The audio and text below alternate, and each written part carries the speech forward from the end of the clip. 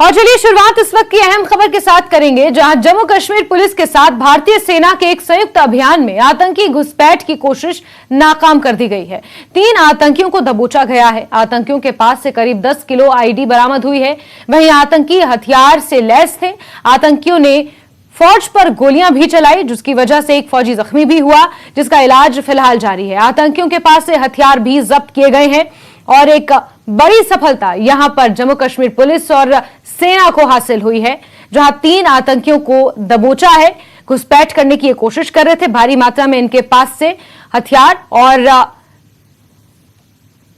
मादक पदार्थ भी बरामद किया गया है। करीब 10 किलो आईडी इनके पास से बरामद हुआ है। मुनीश हमारे सहयोगी ज्यादा जानकारियों के साथ इसी खबर पर जुड़ गए हैं। मुनीश, क्या कुछ ताजा अपडेट्स इस पूरे मामले पर मिल पाए हैं? कहां से इन 3 आतंकियों को दबोचा गया और जवाबी गोलीबारी में जिस जवान को गोलियां लगी हैं, जो जख्मी हैं, उसकी स्थिति को लेकर क्या कुछ अपडेट्स हैं? मुनीश, ये पुंछ जिले का करमाड़ा क्षेत्र है और नगर से करीब 8-9 किलोमीटर दूरी पे है और वहां पर रात को 2 बजे जो है सेना ने कुछ संदिग्ध गतिविधियां देखी और उसके बाद जो है सेना ने गोलीबारी शुरू की, जिसमें जो 3 घुसपैठी थे वो इस तरफ घुसपैठ कर रहे थे और उनके पीछे कुछ आतंकी थे जो पीओके से आ रहे थे। तो उसके बाद सुबह जो है 4 बजे तलाशी अभियान शुरू किया गया और उजाला होने के साथ ही जो है 3 लोगों को दबोचा गया, जिनमें एक घायल है और 2 बिल्कुल सही सलामत हैं। और इनके पास से भारी मात्रा में हथियार, गोला बारूद और 10 किलोग्राम आईडी जो मिली है। आईडी को अभी जो है वो नष्ट कर दिया गया है, विस्फोट करके उसको डिफ्यूज कर दिया गया है और बाकी जो सामान है पुलिस को हवाले कर दिया गया है। आपको बता दें कि ये जो तीनों जो है स्थानीय आतंकी हैं और इस घटना में जो है इनको दबोचा गया और जो जवान घायल हुआ है उसको जो है मामूली रूप से घायल है और उसका उपचार जो है पुंछ में ही चल रहा है। जी जस्मीन। साथ ही मुनीश, क्या ये माना जाए कि कुछ और इस तरीके से आतंकवादी घुसपैठ करने की कोशिश कर सकते हैं? इसको लेकर किस तरीके से चौकसी बरती जा रही है? जी जस्मीन, जैसे पता है कि आपको पिछले कई दिनों से मौसम जो खराब है और खराब मौसम का ही जो है आतंकी जो है लाभ उठाते हैं और वही उन्होंने किया है। रात भर से जो बारिश हो रही थी और उसके बीच में जो है उन्होंने घुसपैठ की कोशिश की है। और हालांकि ये 3 स्थानीय आतंकी पकड़े गए लेकिन जो पाकिस्तानी आतंकी थे वो भागकर वापस पाकिस्तान के कब्जे वाले क्षेत्र में चले गए। लेकिन इस मौसम में मैक्सिमम कोशिश रहती है उनकी घुसपैठ की और पिछले कई दिनों से जो है सुरक्षा अलर्ट है, क्योंकि पाकिस्तान में जो हालात खराब है उसके बाद बड़ी तादाद में दहशतगर्दों को इस तरफ धकेलने की कोशिश लगातार जारी है और जिसको देखते हुए जो है सेना चौकस और उसी चौकसी के परिणाम स्वरूप जो है आज इतनी बड़ी सफलता मिली है। और ये कहीं ना कहीं जो आतंकी है कहीं किसी बड़ी घटना को अंजाम देने की फिराक में थे, क्योंकि आपको पता है कि भाटा धूड़ियां के बाद से लगातार थ्रेट्स जो है उस तरफ से आ रही हैं। हालांकि हमारे सुरक्षा बलों की एक सफलता है कि जो G20 जो है पूरी सफल हुई और किसी प्रकार की कोई घटना नहीं हो पाई है और पूरे जो है शांति के साथ पूरा कार्यक्रम हुआ है। लोग यहाँ आए और वापस चले गए, लेकिन कहीं ना कहीं ये आतंकियों के दिल में एक तरह की मतलब खलिश है कि वो कहीं अपने इस घटना को अंजाम नहीं दे पाए, इसीलिए वो इस तरह की कोशिश करते हैं। और अभी जो है अगले 2 दिन और मौसम खराब रहने वाला है, तो उसमें कहीं ना कहीं घुसपैठ की और कोशिशें भी हो सकती है। बिल्कुल, घुसपैठ की और कोशिशें की जा सकती हैं। मुनीश, जिस तरीके से आप जानकारी दे रहे हैं, खासतौर पर खराब मौसम का ही फायदा उठाकर इस तरीके की हरकतों को आतंकवादी अंजाम देते आए हैं। इसके लिए क्या हम ये कह सकते हैं कि कोई तलाशी अभियान यहां पर चलाया जा रहा है? किसी तरीके से सेना की एक्स्ट्रा डिप्लॉयमेंट यहां पर देखने को मिल रही है? जेके पुलिस किस तरीके से कदम उठा रही है? बेसिकली जब भाटा धोनी का एपिसोड हुआ था उसके बाद से लगातार जो सुरक्षा बल चौकस हैं, सेना की अतिरिक्त डेवलपमेंट तो नहीं हुई है, लेकिन जो सेना है वो सक्षम है और सेना ने कई आधुनिक उपकरण जो है नियंत्रण रेखा पर लगाए हुए हैं, जिसके कारण घुसपैठ की कोई भी कोशिश होती है उनको पता चल जाता है। और जहां तक पुलिस और एसओजी और सीआरपी का काम है, वो फेंसिंग के इस तरफ जो है नियंत्रण रेखा के इलाके हैं, वो आए दिन वहां पर जो है ये इस तलाशी अभियान चलाते हैं। और पुंछ शहर के अंदर पिछले 2 बार जो है दहशतगर्द मतलब कोई संदिग्ध देखे गए हैं और उसके बाद से ही जो है यहाँ शहर के आसपास भी जो है तलाशी अभियान चलाए जा रहे हैं और पूरी तरह सुरक्षा बल चौकस हैं और किसी भी आतंकी घटना से वो निपटने के लिए तैयार हैं। जस्मीन, ठीक है मुनीश, आप नजर बना के रखें और दोबारा जुड़ेंगे आपसे, इस विषय पर जानकारियां लेंगे। फिलहाल के लिए मुनीश, आपका बहुत बहुत शुक्रिया। चलिए आगे बढ़ते हैं और बडगाम से आपको खबर देंगे, जहां के आरी पाथन बीरवाह में एनआईए ने एक बार फिर छापेमार कार्रवाई की है। ये छापेमारी फारूक अहमद बट और जुबैर अहमद डार के घरों पर हुई है। एनआईए की टीम ने बारीकी से तलाशी ली और पूछताछ भी की है। गौरतलब है कि एनआईए पिछले कई महीनों से कश्मीर घाटी में विभिन्न स्थानों पर टेरर फंडिंग और अन्य अपराधों के सिलसिले में छापेमार कार्रवाइयां कर रहा है। तो एक बार फिर बडगाम के आरी पाथन बीरवाह में एनआईए ने यह छापेमार कार्रवाई की है। ये छापा फारूक अहमद बट और जुबैर अहमद डार के घर पर पड़ा है। एनआईए की टीम बारीकी से तलाशी कर रही है। गौरतलब है कि इससे पहले भी एनआईए कई जगह कश्मीर घाटी में विभिन्न इलाकों में छापेमार कार्रवाइयां कर चुकी हैं और खास तौर पर ऐसे ठिकानों पर छापेमार कार्रवाइयां की जा रही हैं जो माना यह जा रहा है कि उन आतंकवादियों के हैं जो सीमा पार से आतंकवादी गतिविधियों को घाटी में अंजाम दे रहे हैं और वहीं से ऑपरेट कर रहे हैं।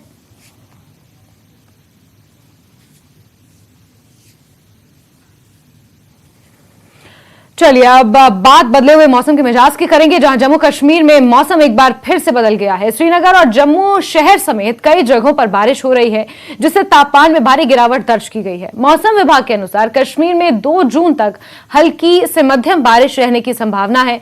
अगले 24 घंटों के दौरान कई स्थानों पर हल्की से मध्यम बारिश हो सकती है। कुछ स्थानों पर तेज हवाओं के साथ ओलावृष्टि का भी अनुमान मौसम विज्ञान केंद्र ने जताया है।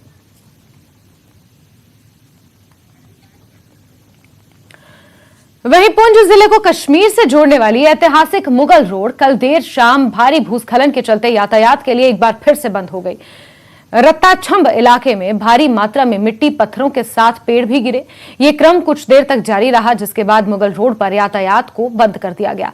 लोगों से मुगल रोड पर यात्रा न करने की अपील की गई है। रात में मलबा हटाने का अभियान भी शुरू नहीं हो सका। अभियान सुबह चलाया जाएगा, लेकिन खराब मौसम के कारण मलबा हटाने के काम में रुकावट पड़ने की संभावना है। यातायात बहाल होने में 1 से 2 दिन लग सकते हैं। इस बीच सीयूईटी प्रवेश परीक्षा के लिए श्रीनगर जाने वाले सभी छात्रों को सलाह दी गई है कि वो अपने यात्रा मार्ग को तुरंत बदल दें।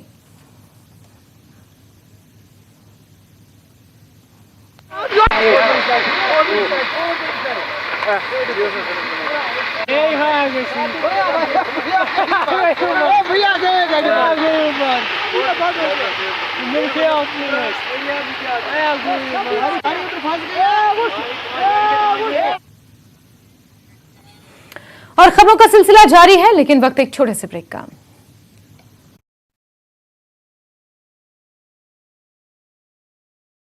सहानुभूति व्यक्त की। इस मौके पर बशारत हुसैन ने जिला प्रशासन से मांग की कि अग्निपीड़ितों का पुनर्वास आपात जल्द से जल्द किया जाए।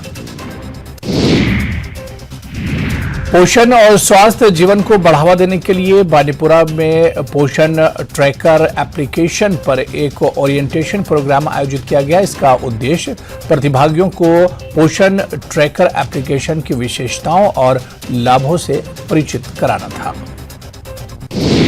करगिल में 3 अलग अलग स्थानों पर जिला स्तरीय युवा उत्सव 2023 का आयोजन किया गया। उत्सव का आयोजन नेहरू युवा केंद्र करगिल द्वारा केंद्रीय खेल और युवा मामलों के मंत्रालय के तहत किया गया। इस मौके पर कई सरकारी अधिकारी, जज, शिक्षक और बड़ी संख्या में छात्र छात्राएं मौजूद रहे। बांडीपुरा जिला ज्ञान, साहित्य और पानी के लिए जाना जाता है, लेकिन कुछ स्वार्थी तत्व सड़कों के किनारे गोबर और अन्य चीजों का भंडारा कर जिले की सुंदरता को खराब करने पर तुले हुए हैं। जिला प्रशासन ने इस मामले में कार्रवाई शुरू कर दी है। अब दोषियों पर जुर्माना भी लगाया जाएगा। टाउन हॉल काजीगुंड में राष्ट्रीय राजमार्ग पर तैनात कुलगाम पुलिस के एसडीपीओ के सम्मान में एक विदाई समारोह आयोजित किया गया, जिसमें स्थानीय लोगों के अलावा राजनीतिक, सामाजिक और नागरिक समाज के सदस्यों ने भाग लिया।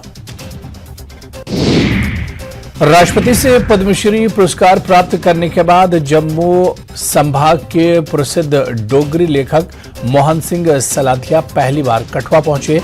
कठुआ में एक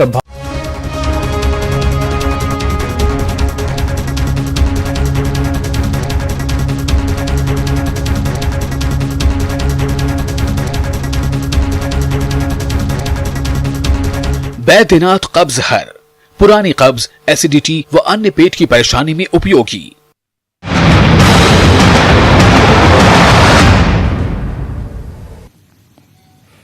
और ब्रेक के बाद रुक करेंगे हिमाचल की खबरों का, जहां सीएम सुक्खू आज कांगड़ा के फतेहपुर विधानसभा क्षेत्र का दौरा करने वाले हैं। लेकिन खराब मौसम की वजह से सीएम सुक्खू के प्रोग्राम में बदलाव की खबर है। अब सीएम सुक्खू दोपहर 3 बजे कांगड़ा से वाया सड़क मार्ग फतेहपुर पहुंचेंगे, जहां वो नए बने पुल का उद्घाटन करने वाले हैं। साथ ही अब रामलीला ग्राउंड की बजाय शिवा पैलेस में सीएम सुक्खू की जनसभा होगी।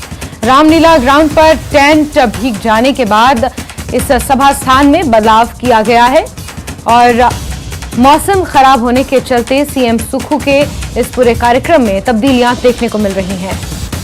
तो सीएम सुक्खू कांगड़ा के दौरे पर हैं और अपने दौरे के दौरान आज फतेहपुर जाने का उनका कार्यक्रम तय है। 3 बजे के बाद सड़क मार्ग से वो फतेहपुर पहुंचेंगे। उससे पहले हवाई मार्ग से कांगड़ा एयरपोर्ट पर लैंड करेंगे और उसके बाद सड़क मार्ग से फतेहपुर पहुंचेंगे, जहां रामलीला ग्राउंड में सभा की तैयारियां पूरी कर ली गई थी, लेकिन जोरों की बारिश की वजह से इस लोकेशन में बदलाव किया गया और अब शिवा पैलेस में सीएम सुक्खू की जनसभा को रखा गया है।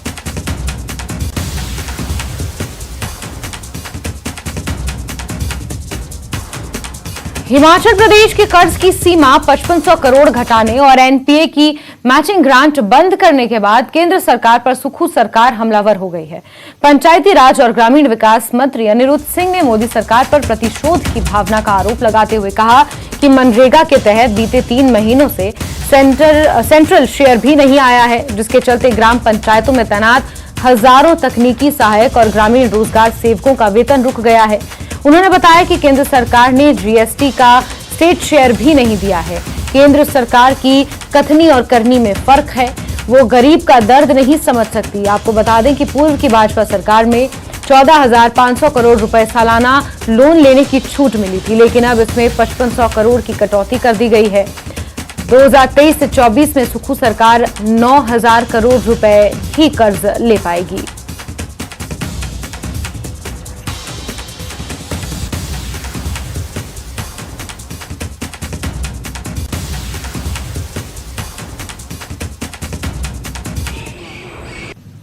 ये तो विंडिक्टिव सरकार जो है भाजपा की, उस हिसाब से काम कर रही है। मनरेगा की जो है किस्तें जो है रुकी हुई हैं, सेंटर का शेयर अभी तक हमारे को आया ही नहीं है, जिस कारण से जो है 3 महीने हो गए हैं। जो हमारे जीआरएस के एम्प्लॉय हैं, टेक्निकल टीए हैं, टेक्निकल असिस्टेंट हैं हमारे ग्राम पंचायतों में, उनकी तनख्वाहें जो है रुकी हुई हैं। तो इनका कथनी और करनी में बहुत फ़र्क है। दूसरे का दर्द, गरीब का दर्द समझ नहीं सकते। केवल मात्र एक गुफा में बैठने से जो है वो सत्ता नहीं चलती।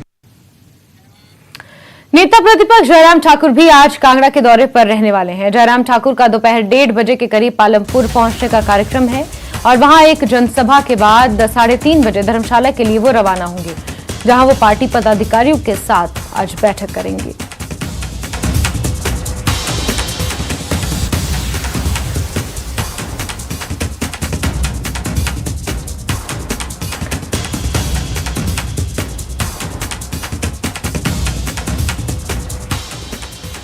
वहीं बिलासपुर में श्री प्रताप शुक्ल के दौरे का आज दूसरा दिन है और आज वो किरतपुर नेरचौक 4 लेन का निरीक्षण करने वाले हैं। साथ ही भानुपल्ली बिलासपुर रेलवे लाइन के निर्माण कार्य का भी आज राज्यपाल जायजा लेंगे। दौरे के पहले दिन राज्यपाल ने एम्स संस्थान में प्रबंधन समिति के साथ एक बैठक की। उसके बाद शिवा प्रोजेक्ट के तहत क्लस्टर का भी निरीक्षण किया।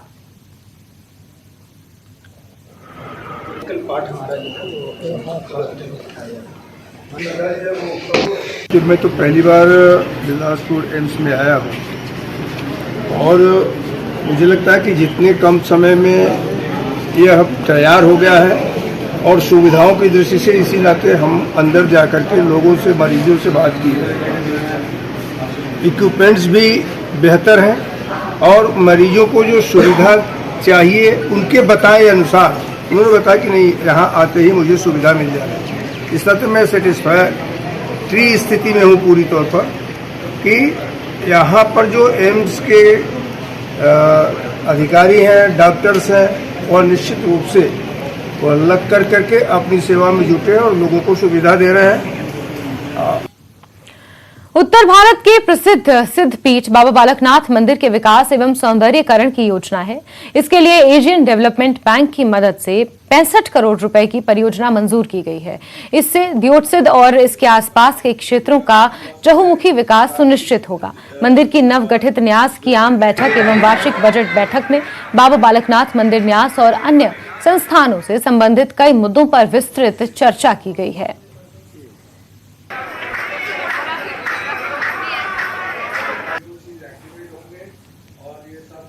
एक साथ हम कार्रवाई करें, इसलिए शुरू कर रहे हैं क्योंकि अभी गर्मी का मौसम है, ताकि चेयरमैन ट्रस्ट और साथ में जितने भी ट्रस्टीज और स्पेशल इन्वाइटीज थे सब वहाँ पर मौजूद रहे।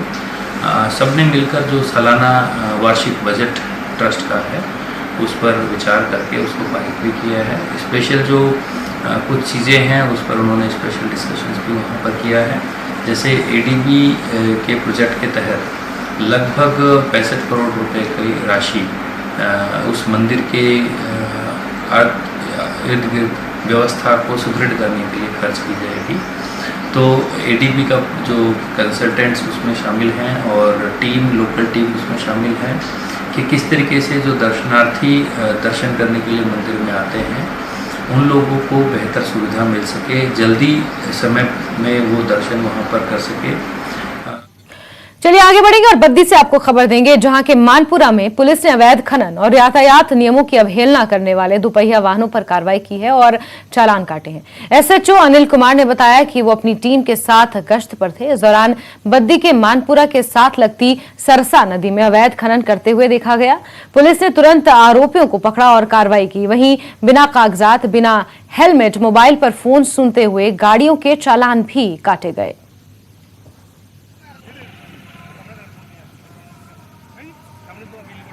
हमें फोर्स की कमी के कारण जो है इस पर प्रॉपर नकेल कसने में मुश्किल आ रही है। जैसे ही हमारे पास हमारे बाहर जो इसमें बटालियन से भी यहाँ पे अटैच थे पहले, तो वो जो फोर्स है वो अभी वापस नहीं आई है बटालियन से।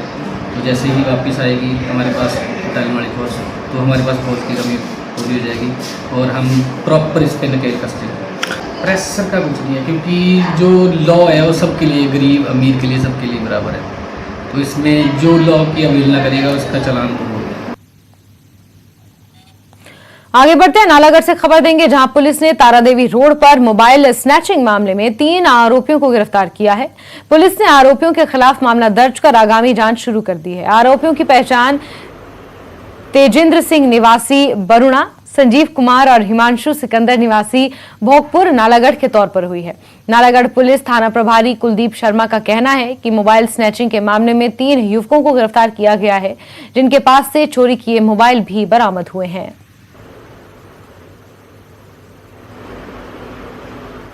वो लड़के का लोकेशन किया तो यहाँ का आया, फिर उसको आज हम पकड़ के लाए हैं। तो जैसे उसको पूछताछ की तो उसने अपना जुल्म कबूल कर लिया। उसके बाद फिर हमने जो और 2 अन्य लड़के थे वो दोनों भोगपुर के हैं, उनको भी लेके आए हैं। तीनों ने अपना जुल्म कबूल कर लिया कि हाँ जी हमने स्नैचिंग की है। केस रजिस्टर्ड कर दिया, इन्वेस्टिगेशन कैरी आउट है। एक का नाम है तजिंदर सन ऑफ जरनैल सिंह, ये बरूना का है।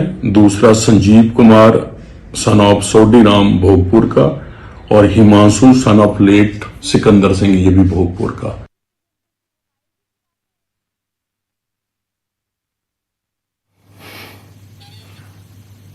चलिए आगे बढ़ेंगे खबरों में और लाहौल स्पीति से आपको खबर देंगे, जहां उपायुक्त राहुल कुमार ने सीमा संगठन के ग्रामफू कुंजम दर्रा काजा मार्ग बहाली में जुटे अधिकारियों के साथ एक वर्चुअल बैठक की और बताया कि आज संयुक्त निरीक्षण के बाद इस मार्ग को खोले जाने को लेकर निर्णय किया जाएगा। राहुल कुमार ने बताया कि संयुक्त निरीक्षण में वास्तविक स्थिति जांचने के बाद इस मार्ग पर हल्की और भारी वाहनों की आवाजाही का निर्णय लिया जाएगा। साथ ही पुलिस की ओर से वाहनों की आवाजाही का शेड्यूल भी जारी होगा।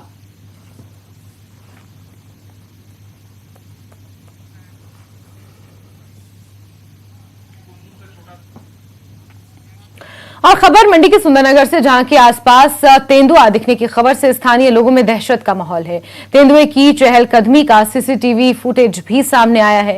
ये तेंदुआ एक शख्स के आंगन में नजर आया और उस समय सीसीटीवी कैमरे में कैद हो गया। अब लोगों ने वन विभाग से पिंजरा लगाकर तेंदुए को पकड़ने की गुहार लगाई है।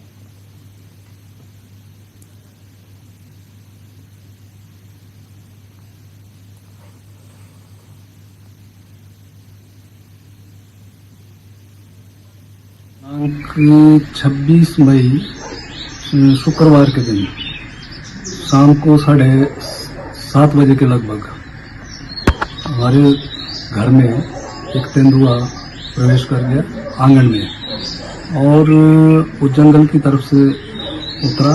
उसने दीवार फांद कर जो है हमारे आंगन की तरफ जो है छलांग लगाई और काफी देर तक इधर उधर घूमता रहा।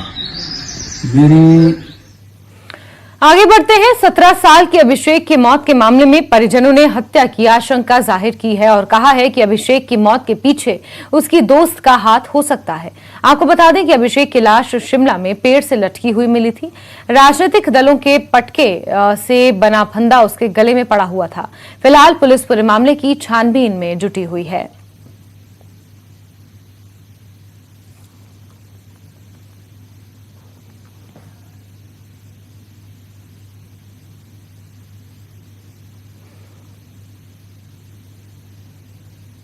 मौके पे हम गए, मौके पे साफ दिख रहा है हमारे को कि ये साजिश के तहत मर्डर कहीं और जगह हुआ है और यहाँ तो फॉर्मेलिटी के लिए लटकाया गया है। सिर्फ पुलिस चौकी के सामने 100 मीटर भी नहीं है, ये 50 मीटर की दूरी पे लाश लटकी हुई है ना जी। और हमारी जो मांग है सीबीआई की मांग है हमारी। मैं प्रशासन से भी यही क्वेश्चन पूछती हूँ कि भी ऐसा क्यों हो रहा है, कहाँ है प्रशासन सोया हुआ। आज हमारे बच्चे के साथ कंडीशन देखो जरा, 1 महीने से लेकर ढूंढ रहे। मैं मानती हूँ पुलिस का इसमें कोई नहीं, बहुत कोशिश की है इन्होंने, पर जब तक मेन क्लू नहीं मिला क्या बताना सर। तो हम तो यही चाहेंगे कि हम तो यही दरख्वास्त करेंगे कि जो जिसने भी किसी ने ऐसा दुष्कर्म किया हो, ऐसा कांड किया हो, उस दोषी को ढूंढा जाए। उसकी इन्वेस्टिगेशन चल रही है और एक्सपर्ट्स की टीम, आरएफएसएल की टीम और बाकी एक्सपर्ट्स की टीम और पोस्टमार्टम सब चीज़ें हम बारीकी से करवा रहे हैं और इसमें प्रॉपर हम इन्वेस्टिगेशन करेंगे। वी विल फाइंड आउट कि इसमें जो रीज़न क्या रहा है and what were the factors और रीजंस क्या हैं, उसकी तह तक पहुँचेंगे। आगे बढ़ते हैं, मंडी से खबर देंगे, जहां के द्रंग में 3 बदमाशों ने 85 साल के एक बुजुर्ग दुकानदार से 10,000 रुपए लूट लिए। दिन दहाड़े घटी इस वारदात से पूरे इलाके में दहशत है। पुलिस पूरे मामले की तफ्तीश कर रही है।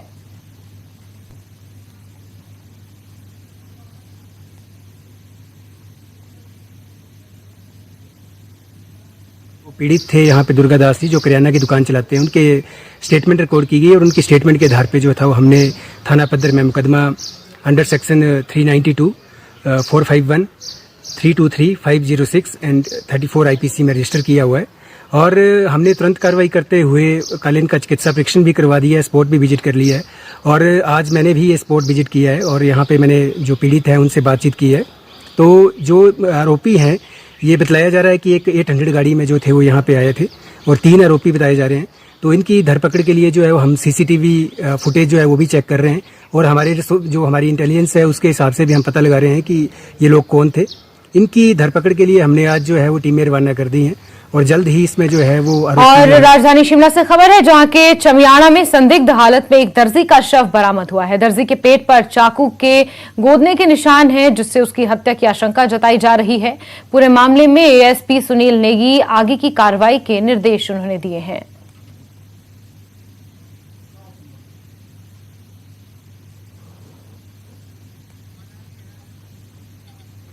मनाली में ग्रीन टैक्स बैरियर के पास सरकार के हेलीपोर्ट निर्माण के लिए जगह फाइनल की गई है। जिला पर्यटन अधिकारी कुल्लू सुनैना शर्मा ने इसको लेकर कहा है कि निर्माण को लेकर पर्यटन विभाग की तरफ से एक एएफसीए की औपचारिकता के संबंध में दस्तावेज सरकार को भेजे गए हैं। सरकार की स्वीकृति मिलने के बाद ग्रीन टैक्स बैरियर के पास हेलीपोर्ट का निर्माण होगा, जिससे लोगों को हवाई यात्रा में सुविधाएं मिलेंगी।